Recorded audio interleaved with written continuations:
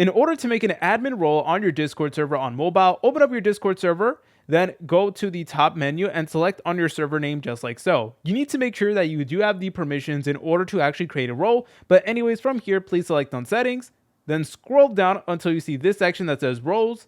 Then you want to go to the top right and click on this plus button. And now it is time to create a role. So go ahead and give the role a name. So for this video, we're just going to be calling it admin and then tutorial.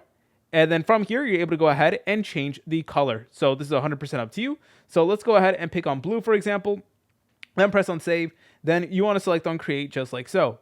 Now, what's really cool is that Discord actually has a bunch of like pre-made roles for you. So for example, we got cosmetic, member, moderator, and manager. So you're able to go ahead and take a look at this, and you most likely want to give this role the permissions of a moderator or a manager. So if you give them moderator, they're able to delete any messages, mute people in voice chat, kick in band members, timeout members. For manager, they're able to create and delete channels, create and delete roles, add emojis and apps, and pretty much anything else. So I recommend going with like moderator if you're trying to make like an admin role.